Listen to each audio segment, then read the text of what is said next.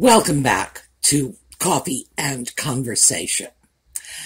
Before we get started, let me just quickly explain that Audie is sitting in his cat tree, and that's right in front of a window. It's been raining outside. He very often does that as his form of complaint when it rains. It's like, look at me, the poor forlorn kitty. I can only look at the outside longingly because it's so wet. Well, I've let him out, and he sat on the porch railing for 10 minutes, but he doesn't want to go out, and he doesn't want to get his paws wet. Now, this is ordinarily, I would say this is a good thing, but the problem is it's in the high 70s. I'll do a conversion and tell you what that is in centigrade.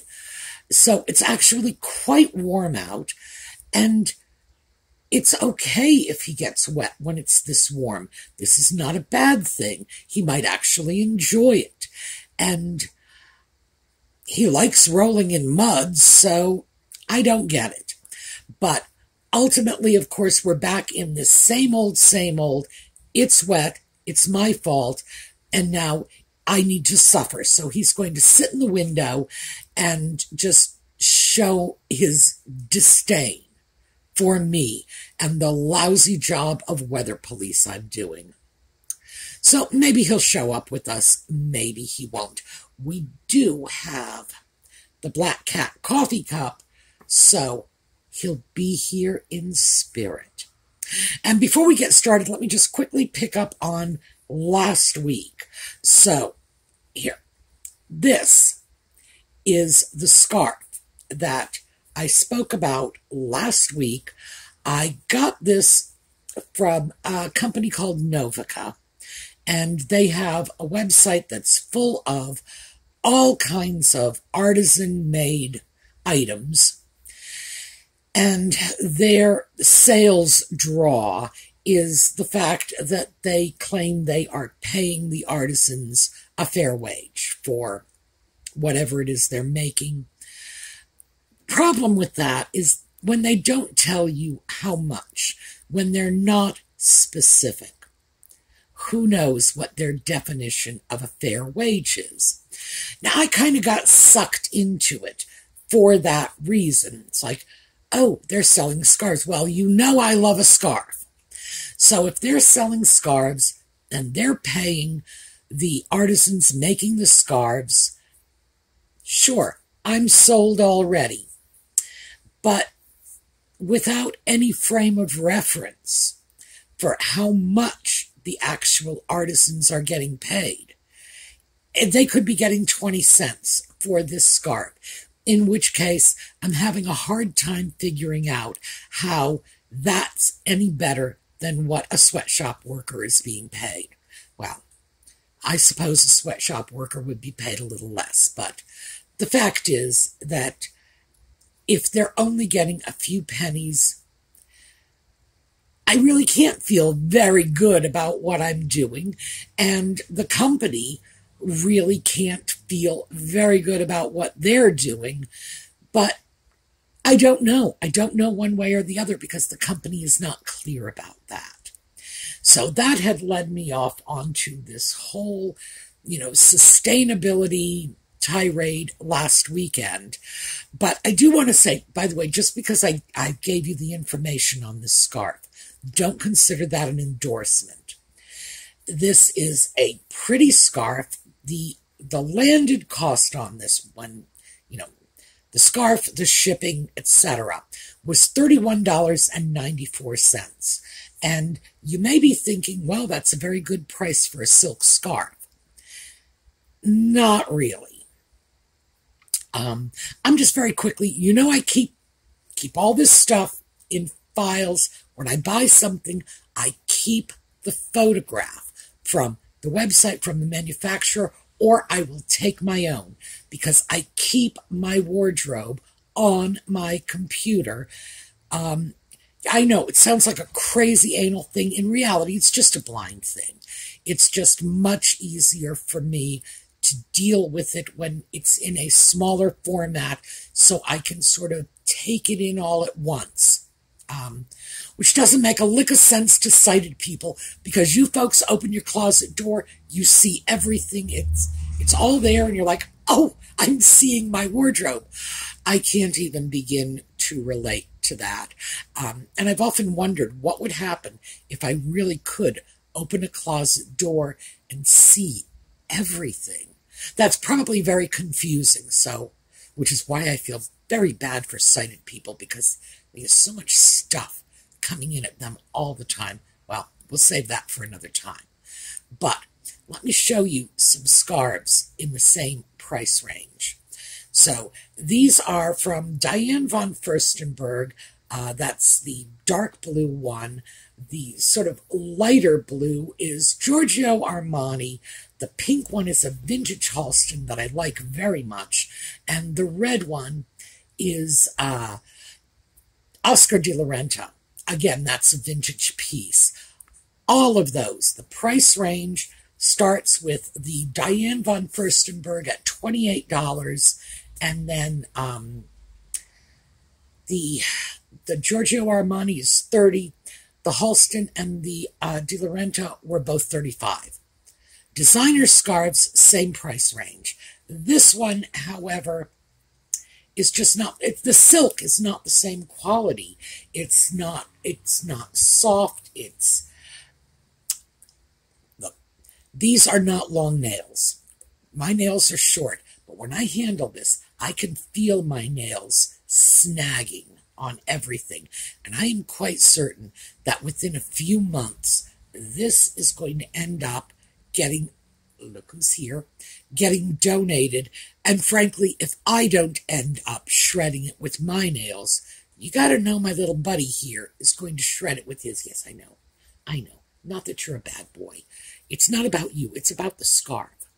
So would I say this was a good deal? Absolutely not. Not when I can get very well-made designer scarves for the same money. And in fact, Amazon, oh, no. Let's break for our little intro, and I'll pet the cat, and then I'll tell you about Amazon scarves when we come back.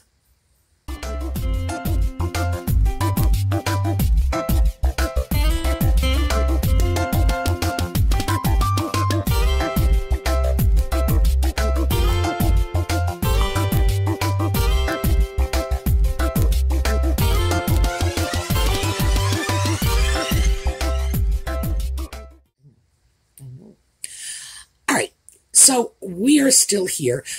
Someone has forgiven me for the bad weather. I love when this happens. Yes, I love when this happens. Amazon scarves. When I go on Amazon, I have like half a dozen sites on Amazon, little sellers that have beautiful mulberry silk scarves that are maybe $15 to $17 a piece. $32. That means $16, two of them. So what I do with those scarves is I will just pick out ones that I like, throw them in my cart, and then kick them over to the Save for Later section. And then when I want to buy a book on Amazon, and I would very much like to have the book right away, but the shipping is high, and I want free shipping, I need to bump up my purchase total to $25. So I'll get my $10 book, I'll grab my $15 scarf, bang, free shipping, and all right, I got you. Ordinarily, I can save $5 to $7, which is, well, that's getting my lovely little scarf at half price. And I convince myself that since it's half price, it's okay for me to buy it. That's my long, rambling Amazon scarf story. But the point is, that is something I am recommending. If you would like to get a really pretty little silk scarf at a good price, I mean, $15, $16 is a very good price. Go to Amazon, search for mulberry silk scarves. That will bring up immediately all the sites that I'm using and find something there, because I have no idea if this sort of socially conscious purchase was in fact socially conscious at all. No clue. But I can certainly tell you that it wasn't such a good deal for me, because the quality is not there. So, there you go. Go buy it from Amazon, and we'll find some other socially conscious way to spend our money. Okay. Yeah, I got to remind myself that these Sunday morning videos really are my opportunity to babble, but then I feel guilty when I babble like that, because I start to think, oh, they are going to think I am a trivial little idiot. I do have my trivial little idiot moments. I just rather people didn't know about them. But yeah, so this is it. This is the scarf. All that fuss for a purchase I'm not really all that happy with. And as I say, it will end up getting donated very soon, because it will snag. It will become something very quickly that I won't feel like wearing out in public. And because it is so thin, and it is very thin, let's see if you can, now you're not going to be able to see through it, but I can assure you it's very thin and flimsy. I won't be able to use it as a shawl for warmth, so there will be no practical purpose. A lot of times my old battered pashminas, the ones that they've been around for years and they've gotten shabby, I'll take them out doing gardening or whatever. So yeah, they can stay in my wardrobe for many, many years, past the point at which I am comfortable being seen in public with them, because they're wool and they're warm, and I can just grab them and do housework, and I don't have to worry about, feeling uncomfortable because, what if it gets dirty? What if it gets stained? What if it gets torn? So there you go. Today, however, I need to get on track. Today, however, I thought I would pick up a thread from yesterday when I was talking about young men, 7 to 10 million of them, who have shunned the workforce. And I've been thinking about this. I'll put the information about the book that I got this from, because the author of the book apparently does YouTube videos, and you might want to check him out.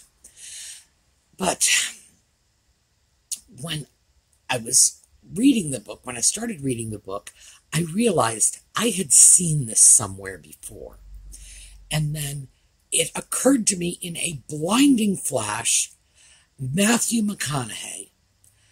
He did a movie 15 years ago called Failure to Launch. I saw that movie. I didn't think much of the movie, to be honest with you. It was one of those, low-level rom-coms.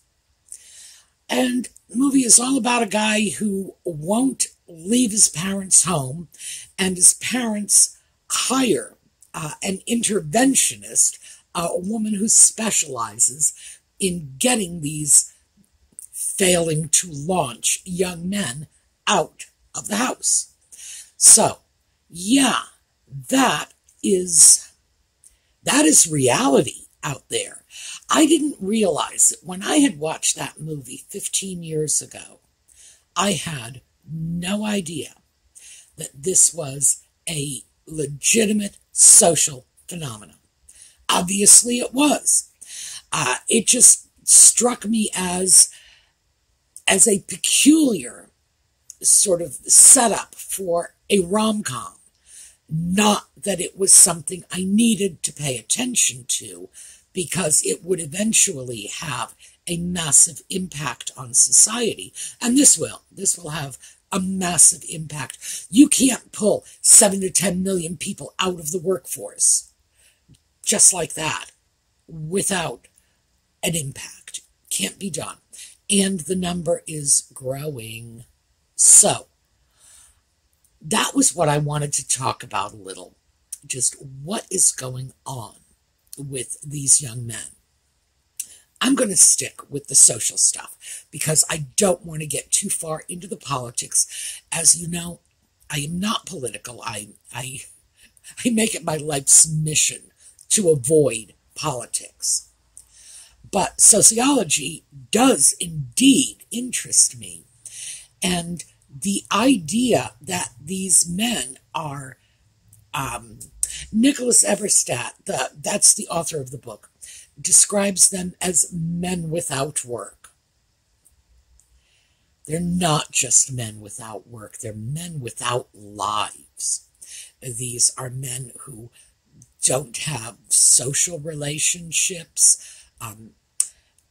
They have family because they're very often supported by their families. Occasionally they will have a partner because they're supported by the partner, but they're not interested in any of the things that young men, and these are men 25 to 55, so it's my definition of young. None of the things that young men have used in their lives traditionally as motivators. Now, number one being sex. You would think that, chasing sex would be enough to motivate any man to get off the sofa, disconnect the Game Boy, and get out into the world. But apparently, this is not happening. This is just utterly strange and different. So, I'm not sure where this is. It's going somewhere. I'm not sure where this is going, what the picture is going to look like in 5 years, in 10 years. I have a feeling it's not going to be very pretty, because if young men pull out of the workforce in these numbers, and it is likely that young women will eventually follow this trend, then what happens? What happens when we have lost our workforce to screens? The telephone screen, the television screen, the iPad screen, the Game Boy screen. What happens? And I understand, in part, what the appeal is, because it's pure escapism. If you don't like your life, and you can just sort of fall down the rabbit hole that is YouTube, for example, and, watching TikTok videos or whatever all day long, real life is going to look awfully dull. And I know, because there are times when I will go through YouTube videos, and I like watching the Karens. I do. I love watching the Karens. And let me just quickly say, I've known a lot of Karens in my lifetime. Karen was one of the very popular names for my generation. Every Karen I have personally known has been the nicest person you would ever want to have any dealings with at all. So I sort of resent that all of my friend Karens are being tarred with the same brush. I have no idea how these obnoxious women got called Karen in the first place. But as far as I'm concerned, huge misnomer. Anyway, I do love going on YouTube and watching Karen videos, because these people are crazy. And I love watching crazy, I'll be honest with you. So I can understand how somebody can get completely wrapped up in that. And if you base your own life on Karen drama, your life is going to look awfully dull. But it's also going to look awfully pleasant. You know, you are going to think, gee, I live in the la-la land of low blood pressure and, you know, just decent social interactions with the rest of the world. But also, it's like the drama involved in this. The drama involved in YouTube and TikTok, in shoot-'em-up video games. It's just such a high level of adrenaline that's going on. Your reality is going to look very dull, very black and white by comparison. So I do think that's part of the appeal. That's part of the reason that people are escaping from reality into the fantasy of their screens. And of course, the more they go into that fantasy world, the less fulfilling real life is going to be. Because, take movies, for example, we just spoke about rom-coms. Rom-com. I can get that.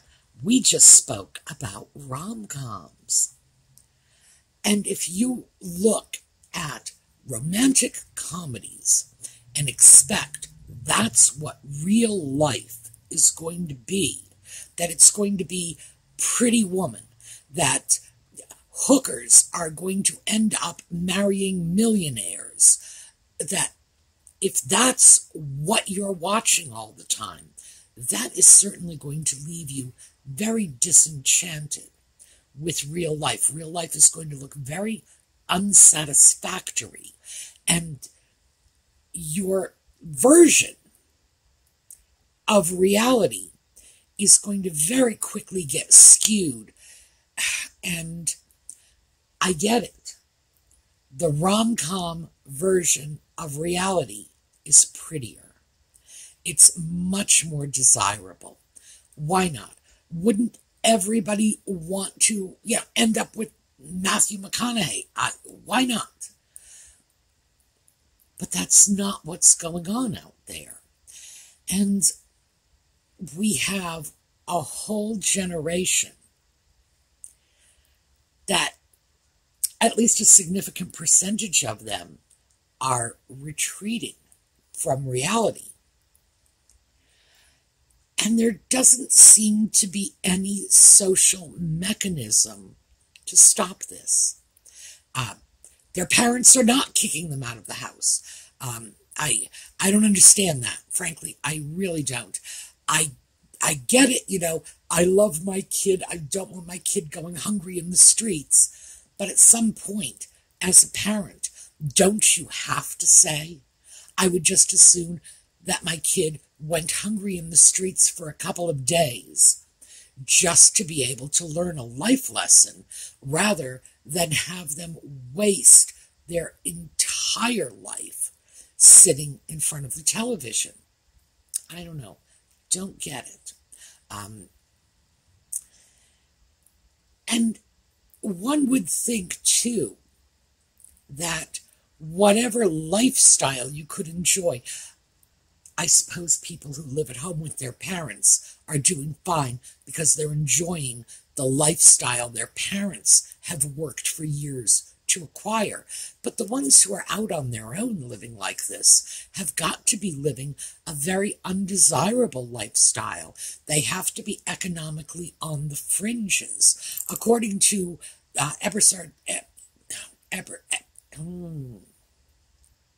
Eberstadt's research, it looks like they're living pretty marginally, that they are cobbling together incomes that are not very reliable and not very desirable. I mean, we're talking low-level incomes.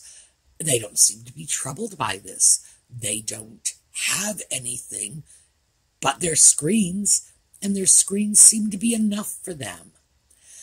So I'm still trying to sort this out. I'm trying to figure this out. But the problem is, the more I think about it, we all know people like this. Especially at my age, we know people who are living like this because they are the children of our friends.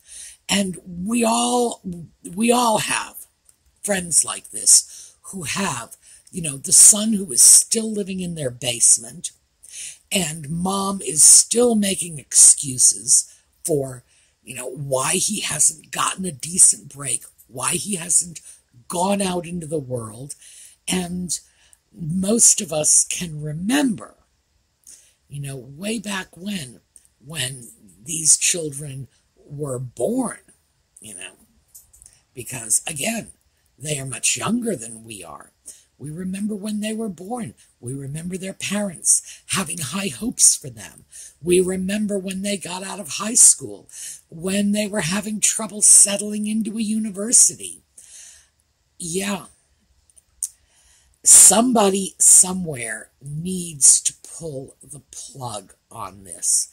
And I'm not sure who that needs to be, because that starts to get political. When you say somebody needs to pull the plug, it does look like, oh, the government. I don't know who needs to do it. But certainly we need to acknowledge that we have this problem out there, and we need to deal with it while there's still time to deal with it.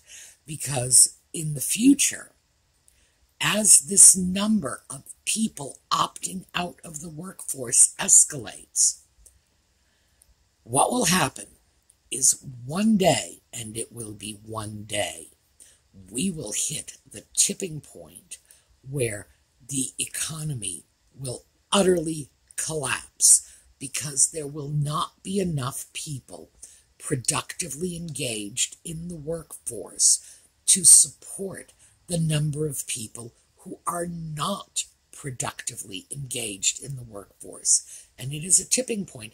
It's like being on a seesaw. You just shift that weight a little bit, and it will take us by surprise. So, probably not in my lifetime. For me, that's the good news. Probably not in my lifetime. And if it does happen in my lifetime, in all likelihood, I will be far too senile to realize what's going on.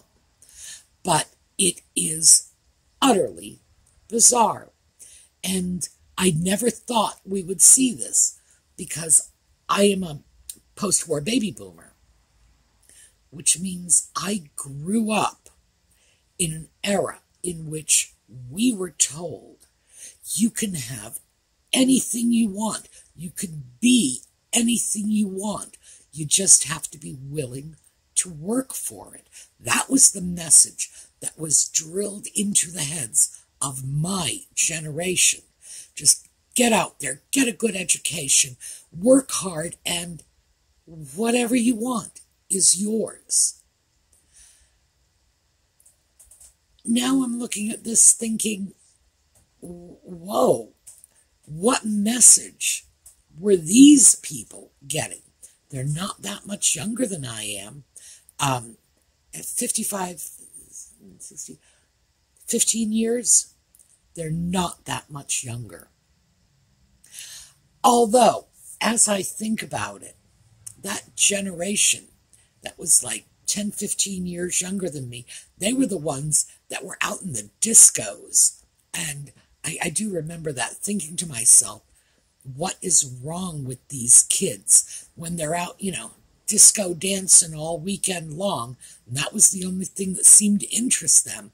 So I don't know. I mean, maybe we should have paid a little more attention way back in the days of the Bee Gees and John Travolta, because they have always been, well, just a little off track, at least in terms of my generation. So I have no idea. That was something I wanted to share with you. I'm going to link in Eberstadt's YouTube channel in the bottom. Check it out. I have only seen one video of his, and it wasn't even on his channel. He was interviewed on another podcast. And of course, if I can track that down, I will throw that link in as well. But definitely check this out. Take a look. And let me know in the comments. Do you have friends, relatives like this? Because I'm starting to think we all do.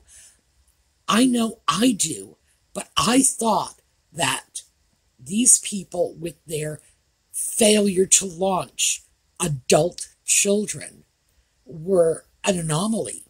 I never realized that, that kid living in mom's basement was one of 10 million. Now, it's like, whoa, what does this mean? All right, that's what we're going to talk about today. We're going to take a look at a slideshow on the way out. We did get some Audie time, and he was pleasant. So this is good. Usually when it's raining, he's complaining a lot. But he wasn't complaining, so this was good. He was good-natured. So I'm glad we had that. So I will see you this evening, those of you who stay with me for Just Chatting, and for the rest of you, next weekend again. So in the meantime, have a terrific day.